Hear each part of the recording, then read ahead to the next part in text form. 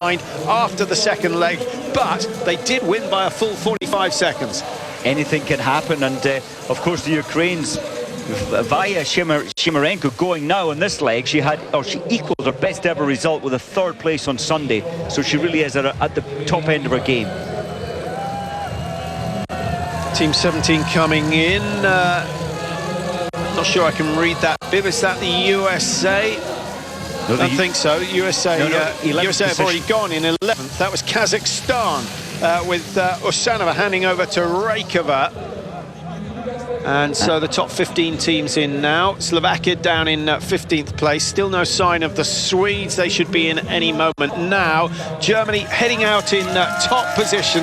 Only 4 targets missed so far. Crucially for Germany, no penalty loops skied. And the fact that this is the easiest range, Mike, there is no excuse whatsoever for going on the penalty loop. Who has done so? Well, I don't think we have anybody. In fact, we have Sweden. Of all the teams, just 1 out of 22 teams have been on the penalty loop. Well, that must hurt. It does happen. You feel the pressure. And that was from Ellen Madsen. I did see Bachmann's for Germany, third leg in second place here. Her face, as Guzna was coming in, she looked desperately tense, desperately nervous. Absolute fear written all over her face. Hopefully she's beginning to relax as she gets into the race.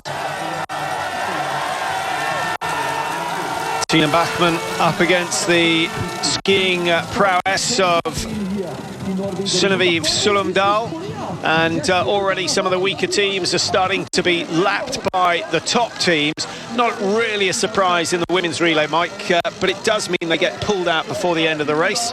A 2-kilometre loop, 5 minutes 15, 5 minutes 20 to complete.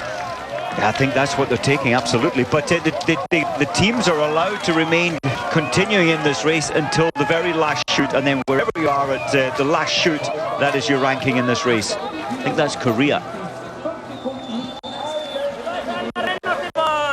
Sokolova has handed over to Kristina Cherner. Russia with Katerina Shamilova. Now the Russians, of course, the Olympic champions. They're also the Nations Cup leaders, incidentally, if you're into that. The Russians just 3 points clear of Germany in the Women's Nations Cup, and that takes specific races throughout the season. Tonight does count. The 4x6 relay does count tonight, so whoever finishes first between Germany and Russia are likely to be the new leaders in the Nations Cup, and that of course has some financial bonuses at the end of the season. Really does. Russia just coming into the picture at the back. They'll want to forget what happened here, but it was in March, I think it was March the 10th, when they finished 7th in the World Championships relay. Sulumdal in front, Mike. Doesn't she look strong? Really strong legs, nice steady hips, no wasted energy whatsoever. Very much in contrast to a number of the athletes on the course now. And Sulumdal, she doesn't have a phase where she stops the cycle of movement. She's continually flowing with the arms and the legs. Some of the athletes lead on the right, then they take a glide. They break that cycle of energy. Sulumdal goes for the inside line. It's a risky one, as she should have been watching Flatland on the previous leg, who took a much better line on the outside, but she's safely round. Kieland looking on eagerly. The pressures of being a biathlon coach. You think you've got it in the bag, and then it all goes horribly wrong, as we saw last weekend for Germany. I think that Egil Kjelland, he knows statistics speak out loud that Sulumdal is the weaker link in the team when it comes to shooting, and the flags have just started to move ever so slightly.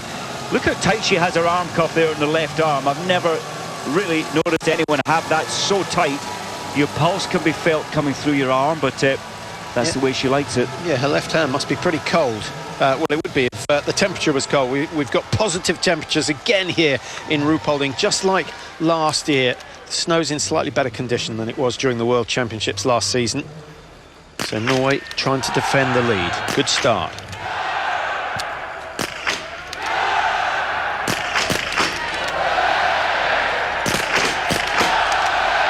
Now the pressure mounts on everyone as the crowd get into the shooting performance of the Germans. 4 out of 4. Good shooting from them, with Tina Bachmann clearing all 5, and Germany are going to have a share of the lead. There'll only be 5 seconds or so between the leading 3, and this race looks as though it is going all the way. The Italians stay in with a chance of getting on the podium today. Good shooting from them, and Nicole Gontier excelling herself on that first prone shoot. Third leg, remember. The French might yet to perform on the relay this season. Marine Bollier now on course for them. Only ranked 46 in the World Cup standings. And still great shooting from the French. In fact, that might be another spare round. They've only had 4 spare rounds. And look at Ukraine. They started this third leg over 30 seconds behind. Already, Via Samirenko has cut that in half. It's not bad. I don't think we can discount yet the Belarus team, although they are a minute behind. They've shot well, but they haven't had the ski speed until, well, this leg and the next leg with the strong links going. Dobrozeva now, and then Domracheva last for the Belarus. There they are.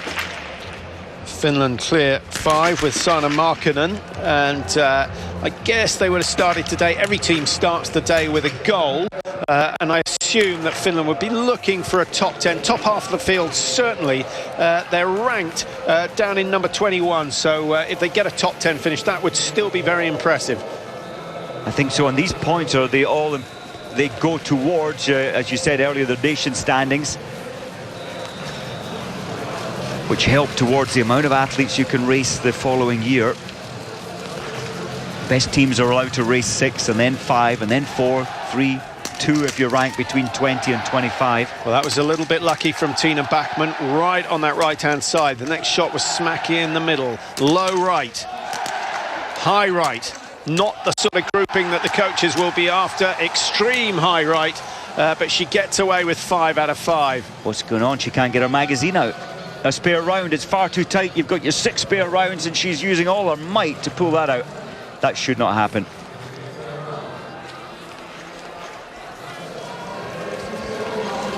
So Norway, Germany, Russia, the 3 best teams over the last decade or so. 1, 2 and 3 at the moment. They still have 1 shoot to go on this third leg, and then of course the final 6 kilometers. With 25 hits out of 25, Russia really the outstanding team, but they're not skiing the sort of way that is going to bring them victory here tonight. They do have on the final leg Olga Zaitseva, so if she clears 10 out of 10, Mike, Zaitseva should be a match perhaps for Tora Berger, of course, after a victory last weekend. Andrea Henkel of Germany should be able to compete. I think this could be the tightest relay we've had so far this year. Synnøve Sulumdal, pretty steady in the prone, 6 shots required. If she does the same in the stand, I think Egil Hjelland will be jumping with joy, because he knows he's got the most reliable biathlete on the final leg in Tora Berger. The Russians, well, Katerina Shamilova is the lowest ranked of the Russians in the World Cup standings. And I think when she had a look at the start sheet and she saw that she was up against Sulumdal and, of course, Tina Bachmann, I think she would have been quite relieved. Pavel Rostosev, he's filming, he's videoing it so that he will go analyse any errors. They haven't had any errors, but drills on the shooting range. Well, that's not the sort of style you expect from a Norwegian on the corners, and I think Sulumdal unnerving herself with her first attempt going wide. She needs a brief out on the course to take it wide. It's so much easier. Sulumdal is 77% hit rate compared to some of the others, up at 88, 89% in the lead group. Okay, give us the order of the top 3 coming out of this shoot. I will go for Russia, Germany, Norway. Germany, Norway. That's what I would go for. Although Tina Bachmann, in fact, I'll take that back. I'll go Russia, Norway, and I'll go back down to Ukraine. Ukraine, because Via Samirenko is not far off. She's just 50 meters or so behind Tina Bachmann of Germany. What I do like about Sulumdal is she looks beautifully relaxed in a cauldron of tension.